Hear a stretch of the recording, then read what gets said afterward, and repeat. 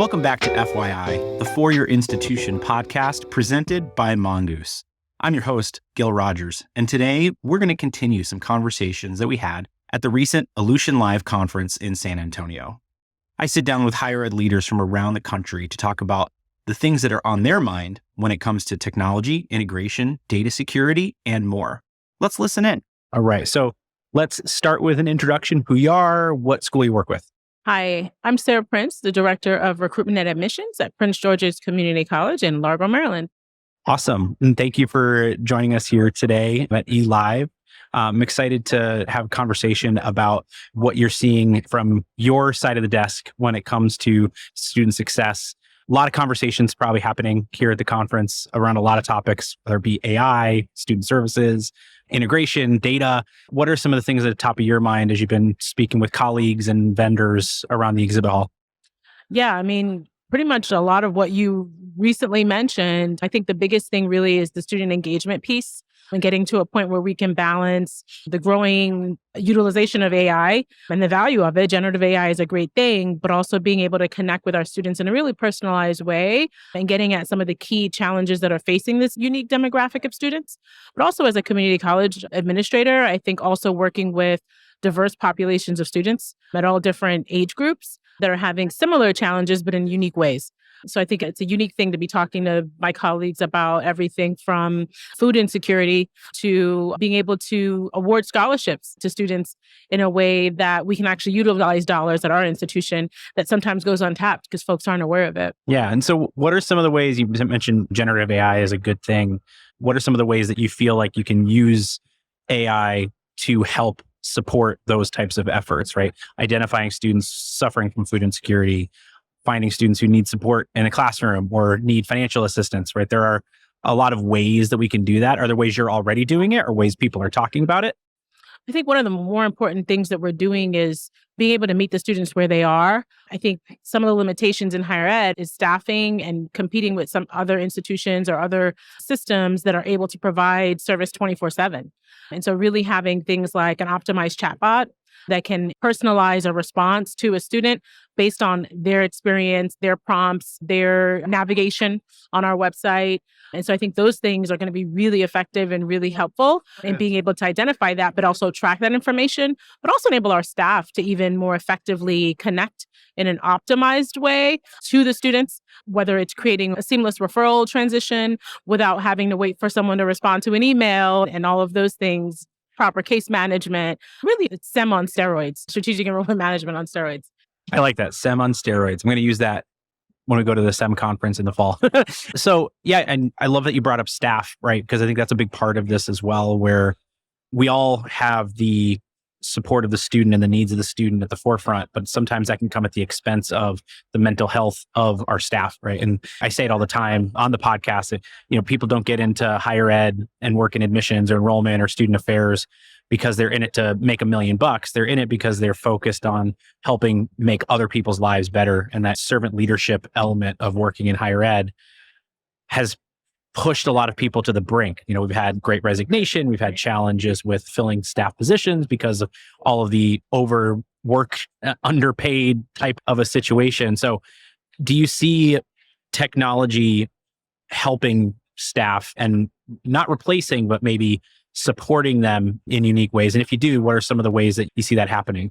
Yeah, I think technology, integration, optimization within any organization, but specifically in higher ed, I think is important because to your point, staff are burnt out personally and professionally. And so being able to optimize and give them tools to do the things that they do best more efficiently and effectively, and more transparency into areas of opportunity, getting ahead of a concern before that student raises their hand. I heard speakers mention not every student is going to tell you that they're having an issue. And so creating more opportunities for them to be able to do that effectively, efficiently, being able to recognize when they're having successes and highlight that in a more seamless way. So even with my team, creating efficiencies where I can create dashboards and tracking for their goals and connect them not only to their students, but internal stakeholders builders as well as guidance counselors in a more efficient and effective way, I think has been and will continue to be one of the things that I think will make their work less strained because they're spending less time trying to run reports manually that may not have the right data in them. And so they're looking at some of the same things I'm looking at,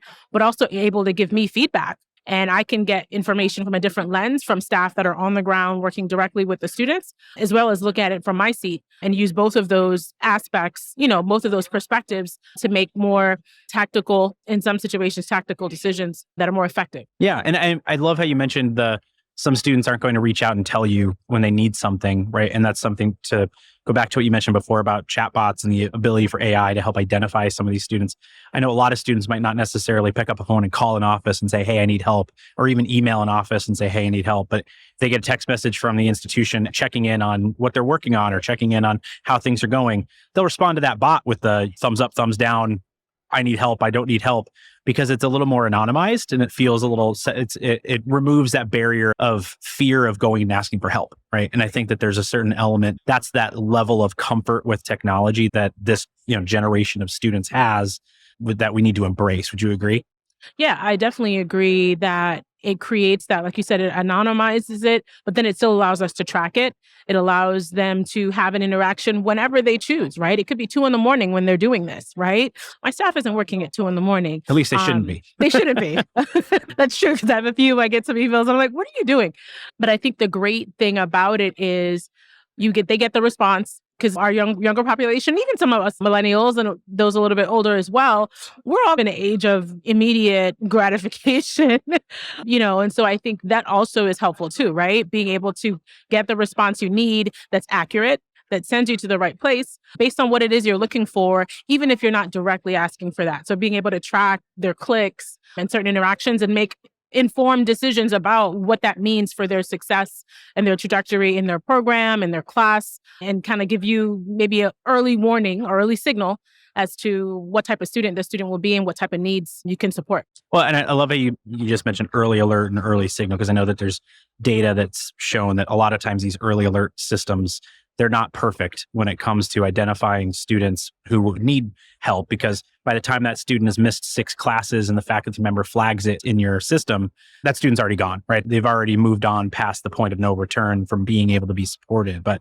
by being proactive and using data about that student coming in, reaching out to that student throughout the process, and then engaging with them, now it helps to accelerate that type of an engagement. It's not replacing the early alert system. It's supplementing and augmenting and providing it with better information. Correct. And I love the way you framed it, because the important thing is about being proactive and not reactive, and being able to get ahead of whatever that challenge is and anticipate what that could be. Because for these students, they're not raising their hand because they don't know what they don't know.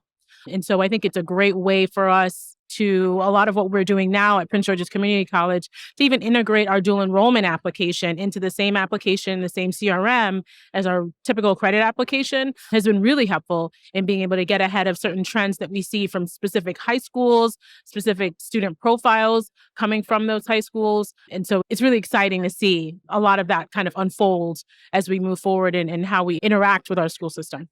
Awesome. Well, I appreciate you taking the time and being here. This is a lot of great information. You're going to view the eclipse later, I'm assuming. Yes. You got your sunglasses. You're all good to go. Yes. We Awesome. tested them. Couldn't see a thing, Perfect. which is, I guess, is a good thing. There you go. There you go. Well, it's supposed to be cloudy today. I'm not sure about that, but I live in Maine and we're getting like 97% coverage over my town. And so my kids are going to be in, and it's completely clear skies today. So I'm really looking forward to it. So my kids are excited. They're going to be at the roof at their school in Maryland. It'll be, I think, potentially better, but my fingers are crossed that the clouds are just going to part and we'll get to see it. There we go. I'll do my best. I'll go all 3 to 4 minutes of it. If we all go out and blow in the air at the same time, the clouds will dissipate, right? So last question, if you would give one piece of advice to someone entering the field today, based on your experience in the field, what would it be? That's a great question. Keep an open mind. Keep an open mind and be open to doing things differently. I think my transition, so when I started in my higher ed career, I started with a traditional four-year institution, moved into ed tech, and then transitioned to community college. And I think some of the challenges that we're facing now, unfortunately, are some related to, and they're somewhat, and hopefully my colleagues don't get upset with me saying this, but kind of self-created because of fear of innovation, fear of doing things differently than we've done before. I have the pleasure of working with individuals who've been with our institution for 40, 30, 20, 15 years. But some of the work that I do is getting them to see that technology is our friend. There are certain limitations. And like you said, we don't want people to feel like they're going to be replaced by it. But as Robert Smith mentioned, like our children are being born in an age that they don't know anything different. And so being able to understand that and be open to innovation and always improving yourself, always learning something new, learning how to do new things. It'll make your life a lot easier, be able to order things really quickly and that sort of thing. But also, I think, understand the student's perspective. And the more we understand the student, especially someone in enrollment management, someone in admissions, I need to have my ear to the ground and be aware of what the students care about, what they like. I may not use TikTok personally, but I have to know I have to know what's happening on TikTok, in order to be relevant. And that's not just with the high school students. They have their parents on there too. So continue to innovate, continue learning, and be hungry for it because there's definitely a place for it and continuously innovating. It's great to look at historicals and that sets a certain precedent, but the younger generation, I think, is going to take us to heights that we can't even imagine at this point. And whenever the next eclipse is about 20 years from now. There you go. We'll be talking about some other cool type of technology or innovation in higher ed, and I'm looking forward to it. Let's mark it down. 20 years from now, when the next eclipse is coming, we'll sit down, have a follow-up conversation. We'll listen to this one. We'll see how right we were. We'll go from there. So sounds good to me. Awesome. Well, appreciate your time. Thanks so much for stepping into the hot seat, and we will see you next time on FYI. Awesome. Thanks. Bye. Thoughtfully nurture applicants, personalize retention efforts, and exceed fundraising goals with our Cadence engagement platform's text messaging solutions. Designed exclusively for higher ed by higher ed professionals, Cadence helps you engage your audiences with the perfect balance of AI and personal connection. We leverage an intuitively designed interface and easy-to-use texting templates so you can have targeted conversations or scale up to expand your reach. Our powerful smart messaging can respond automatically, exactly how you would. And to measure progress, track your campaigns with unparalleled reports and analytics. Effectively meet your community where they are as we proudly feature an industry-leading 95% read rate within 3 minutes. It's never been easier to make every message count. All right. Thank you so much for joining. Let's start with who you are and where you work and what you do. Okay. I'm Jen McMahon. I work for University of Montana, and I lead the systems team in the financial aid area of the office. Awesome, Jen. Thank you so much for being here. Obviously, there's a lot of conversations that are happening on the trade show floor, in presentations, in keynotes. We try to keep a focus on student success and helping students, especially during, I feel like every conference, it's during these challenging times. There's always something that is impacting students. From your perspective, what are some of the most important conversations that are being had here at Ellucian Live? I think AI is one of the biggest conversations in which the conversation is actually focused around. It's interesting because it's kind of an unknown and there's so many cool things that you can do with it, but how is it applicable to the systems in which we use, I think is what I'm trying to figure out here during the conference is how to apply it to everyday work in our systems and what's new out there. So from your seat, what are some of the ways that AI specifically, let's talk about system integration, right? I think that's a big area. Looking at all the signs hanging from the ceiling at the exhibit hall floor, there's lots of companies that are doing a lot of things with data storage, data integration. What are some of the areas you think AI is going to support in that over the next few years? So I think chatbots are all going to become AI type of chatbots. So they'll be more reliable as we move through the area. I'm actually not sure. I think there's a lot of things that AI has the capability to do, but I don't know how we in education are going to be able to use it. So that's, I guess, my honest answer. I don't know. Yeah, I think that in and of itself is a good answer in a sense that prior to this conversation. I was just having a conversation earlier with a colleague about how there are some institutions that are still using servers on their own campus for things, and they're talking about iterative steps to moving into the cloud, right? And it's like, these are steps that take a very long time in higher ed, right? And so feels like something like AI and the impact on the use of our systems is something that, because of the culture of higher education, tend to take longer, right?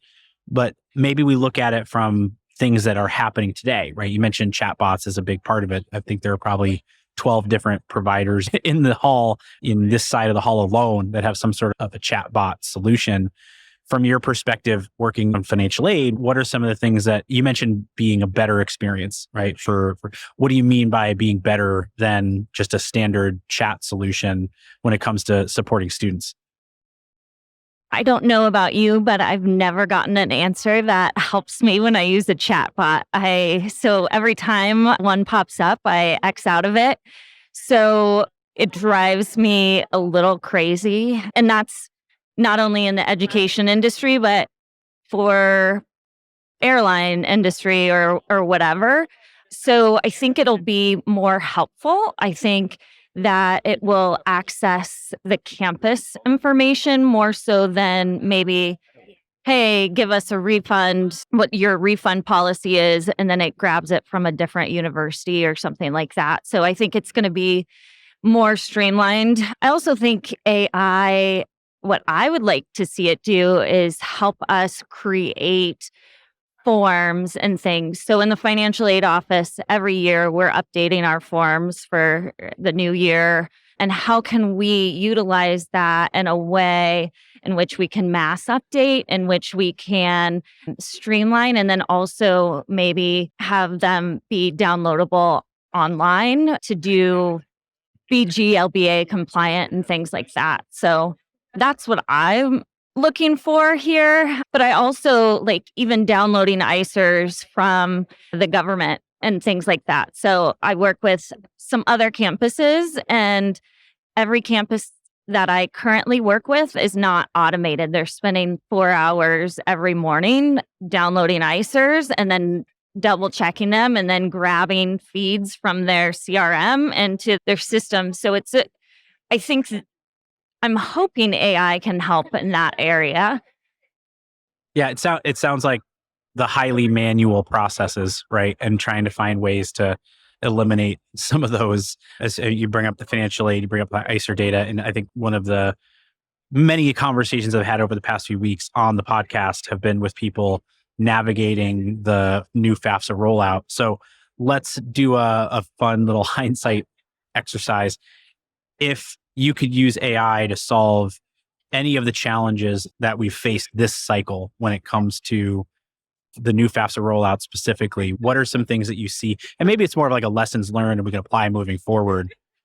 Automating of highly manual processes is one of them you've already brought up, right? Are there other areas with financial aid specifically that maybe next year when there aren't delays and glitches is going to be a cleaner experience for everyone? So looking ahead to maybe next year, what do you think some of the better experiences will be for students and for institutions? Well, it can't get worse than this year, right? So I think AI will help in the areas of like form submission, helping the students remove barriers to enrollment. I also think AI could have an impact in the student accounts and the ability to pay, or at least have influence the conversation a little bit differently than what we've been able to do historically. So I think that is going to be an area. I hope it becomes more accessible to students. And then maybe on retention side of things, so we can use AI to say, hey, this class combination or whatnot doesn't work for our students. They all drop after they have these two classes in the same semester. So it could help with registration. It could help with different analytics and just seeing under the hood a little bit more so that we can make data-informed decisions as a campus. Oh, and I think one of the pieces to put a bow on the FAFSA piece of all of this is that a lot of institutions, I mean, even once you start being able to receive ICER data, you still need software patches for the systems that you're using. the unfortunate perception on the student side and the family side is, oh, well, now the school has received my data, so I should get my information quickly. But it's like, well, actually, it's probably still about a month out, right? And that's not a good, experience for students in that process, right? And my observations are there's communication planning, communication automation, there's accelerating the updates, because I know that for better or worse, many of the vendors in the space are better equipped to maybe adapt more quickly or should be able to adapt more quickly. And so maybe there's a more rapid pace of being able to actually process that information versus having to sit and wait for your vendor to patch their process in their system, right? Yeah. And now that we're on cloud, we have to wait about 5 days. So we have to submit a ticket to do any reporting or any new view for the new ICER data or anything like that. And so we wait 5 days, then it gets put into test. And then we say, yes, we have it. It's good. We tested it. And then 3 more days into production. So there's a lot of lag time where we're kind of circling the planes and we're ready for those patches and ready for the updates. But I think the onus is going to have to be on the government of clear communication. So our vendors didn't know that the FAFSA file size changed until we got the FAFSAs this year. That's unacceptable for colleges and universities, and it's unacceptable to put vendors in that kind of space to now make the government's emergency their emergency. And so I think that's what we're seeing. I think we're going to see a decline in enrollment. I think there's going to be effects of this that are going to be worse than COVID, unfortunately. Yeah. And I think it's going to, as always, more impact the lower income first generation population of students, because they're the ones who are most reliant on this type of support. And it never goes the other way, right? So exactly.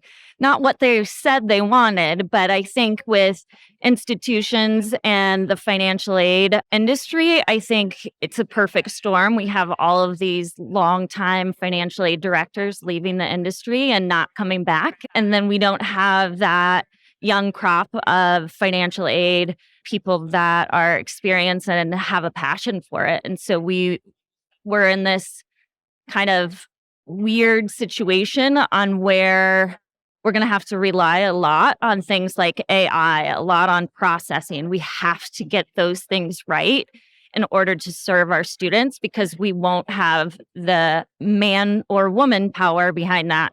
Yep. Well, and crisis drives innovation sometimes, right?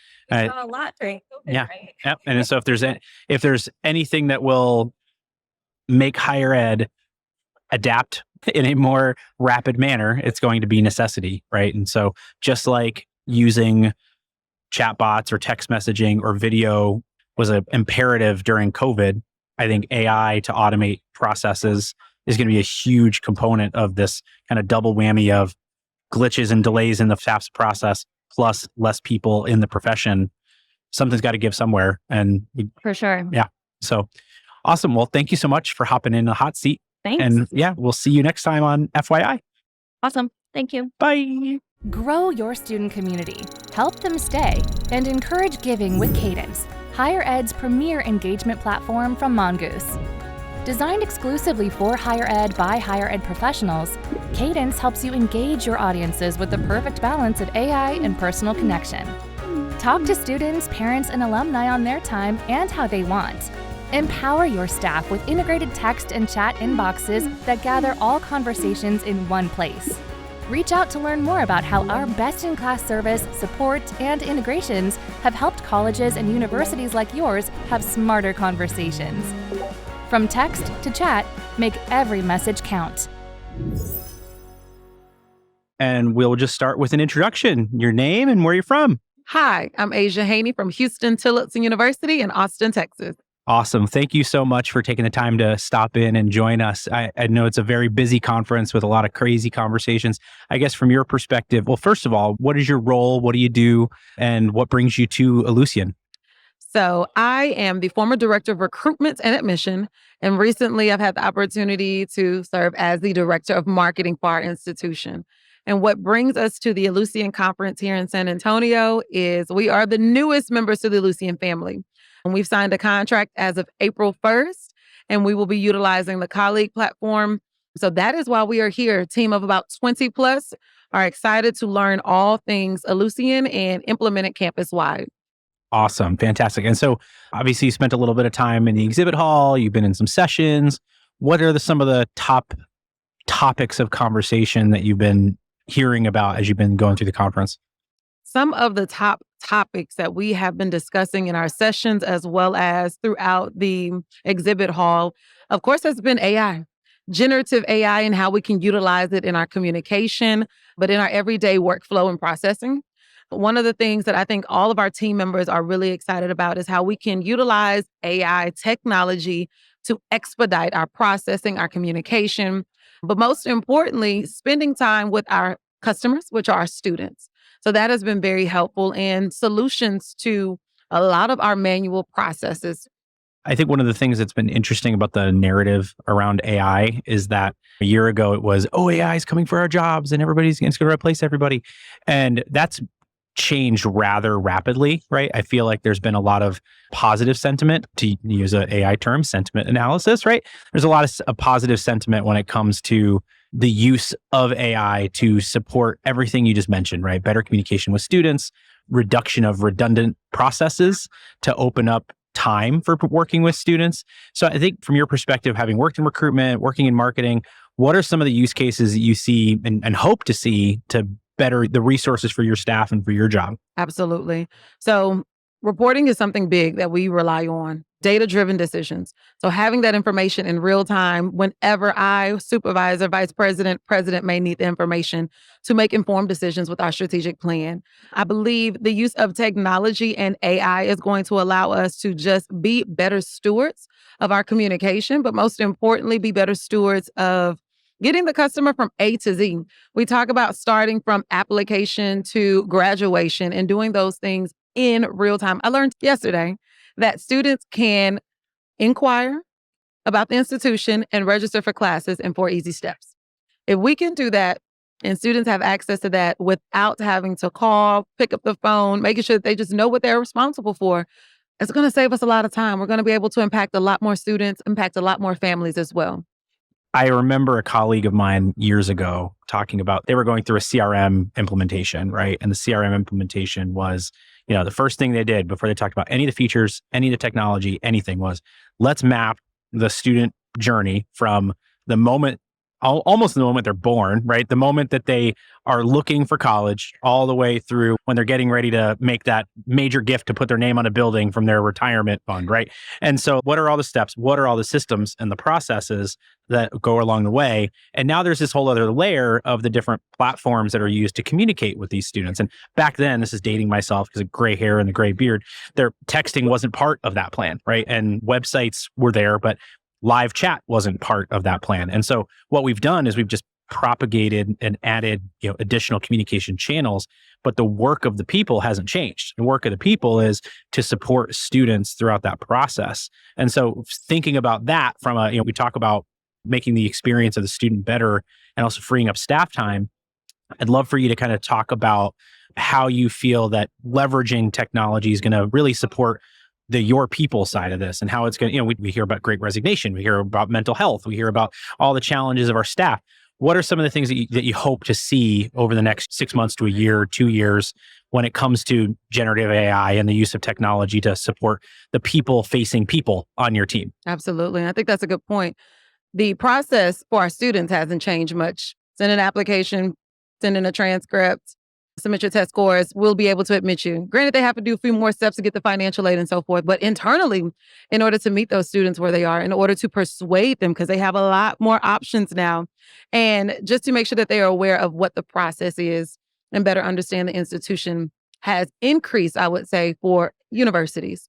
We're definitely wanting to make sure students know the ins and outs and are drawn to the value of what the institution has to offer. So in the next 6 months to a year, I would hope that the use of platforms like Mongoose, platforms like Ellucian will allow us to quickly inform, engage with our students, but we'll be able to do it in a way that reduces manpower within the office. So we won't have to just respond to every email personally. We will not have to mail merge everything. It will be automated and it will be a part of a seamless integration. So when a student completes an admissions application, they're already ready for financial aid. Once they finish that financial aid, they're already receiving their estimated tuition and fee statement.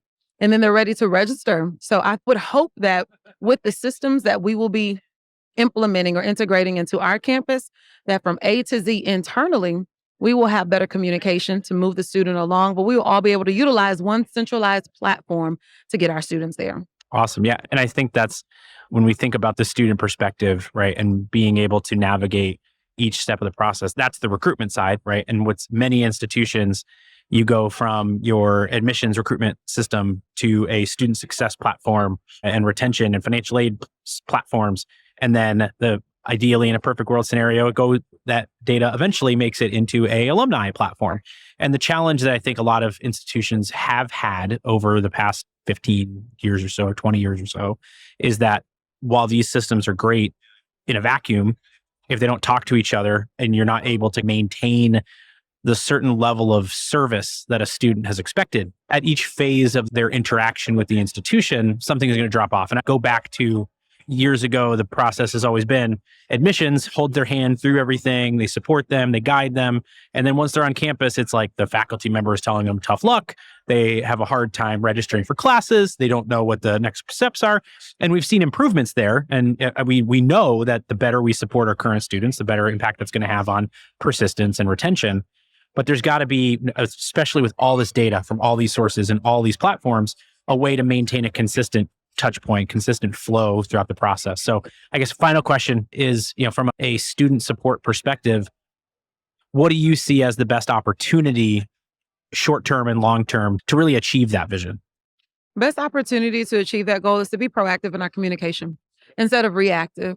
I believe by us meeting the students where they are, regardless if they are struggling with getting to class, paying for class, having challenges, we're able to see that in real time and be able to support the students where they are. I believe that by us internally being able to communicate, we will know beforehand where students may need a little bit more support, and we'll be able to communicate and provide those resources up front rather than having a student struggle or not being prepared to ask those questions and just not knowing where to start. But we will be able to over-communicate. We'll be able to provide resources in real time, and we'll be able to meet the students and encourage them to be proactive about making decisions. And this will hopefully support them throughout not just their college journey, but throughout life as well. I appreciate you stopping by and being part of the conversation, hopping in the hot seat towards the end of the conference. And we will see everyone next time on FYI. Thank you.